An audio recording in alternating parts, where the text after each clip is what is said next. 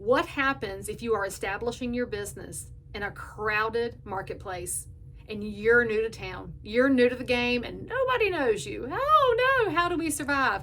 You know what? Social media has created a new environment where you can be new to town and appear that you've been there forever. What you want to think about is, where are people that you want to build into your network? So let's go back to how you spend your time. What are your hobbies? Well, if you spend time volunteering at the battered women's shelter, wherever you landed, go find the battered women's shelter, find those ministries, and raise your hand to volunteer. Don't ask for anything in return. Just say, how can I serve? How can I help? Where can I fill gaps for you? Now, when you start plugging yourself into somewhere that means something to you, people are going to ask you, we're so glad to have you. Now, what do you do for a living?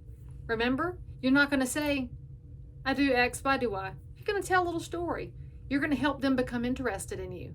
And they're going to turn into friends, because we become friends with people with whom we share story. So I want you to start thinking about those passion places when you're new to town.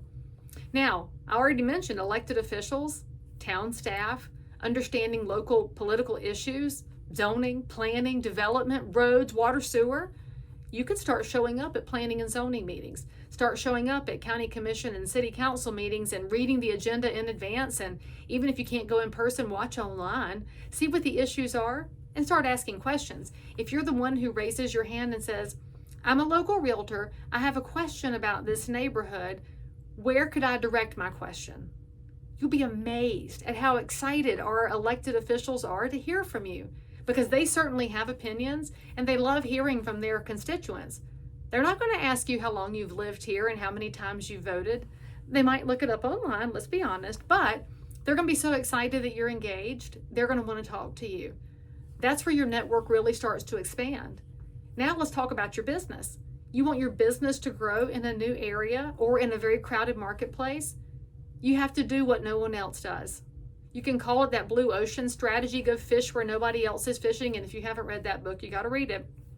But I want you to ask yourself, what is nobody doing right now in my field? I can tell you right now, in real estate in specific, most agents spend all of their energy on social media. That's where you're watching this video after all. However, if everybody's on social media, what's nobody doing? Well, when I talk to the other seasoned old guard like me, we discussed that very many agents have walked away from mailings, from postcards, from door knocking, from the old school hand-to-hand and face-to-face opportunities. You know what that means?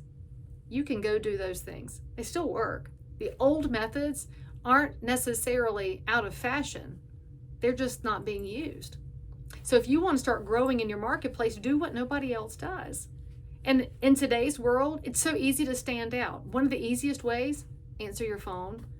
Yes, your phone number's from out of town, but I'm going to find out very quickly if you're a scammer, because you're not going to talk to me, or I'll hear that little beep in the background, then I'll hang up. But the people who make phone calls, they really stand out. Sending thank you notes. I got a whole stack of stationery here. My friend Barb Betts even sent me some to send out. Start sending some handwritten thank you notes again. You won't be new in town for long. In fact, you'll be the new star that everybody is just delighted showed up.